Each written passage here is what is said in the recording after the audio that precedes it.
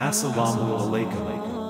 পরোপকারার্থে মানুষ যে ভালো কাজ করে মহান আল্লাহর কাছে তা বিশেষভাবে গৃহীত হয়। আবু জার বলেন, আমি নবী করিম কে জিজ্ঞেস করলাম, কোনো আমল শ্রেষ্ঠ?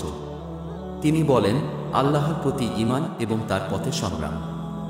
আমি বললাম, কোনো শ্রেণীর দাসমুক্ত করা উত্তম? তিনি বলেন, যার মূল্য বেশি এবং যে তার মনিবের কাছে আকর্ষণীয়। আমি বললাম, আমি যদি তা করতে না পারি? তিনি বলেন, তুমি কর্মরত কোনো ব্যক্তিকে সাহায্য করবে অথবা কোনো অক্ষম বেকারের হয়ে কাজ করে দেবে। তিনি বলেন, আমি যদি তাও করতে না পারি? তিনি বলেন, মানুষকে ক্ষতি করা থেকে দূরে থাকবে, সেটাই হবে তোমার পক্ষ থেকে তোমার জানের সদকা। উল্লিখিত হাদিস থেকে জানা যায়, ঈমান আনার পর মানব সেবায় কাজ করা মুমিনের অন্যতম দায়িত্ব ও কর্তব্য। আর কারো উপকার করতে না পারলে অন্তত তার ক্ষতি না করা। মানব সেবার মাধ্যমে কখনো কখনো জান্নাত ও জাহান্নাম নির্ধারিত হয়।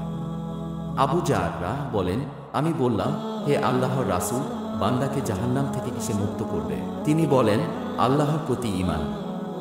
আমি বললাম, হে আল্লাহর রাসূল, ঈমানের সঙ্গে আমলও লাগবে।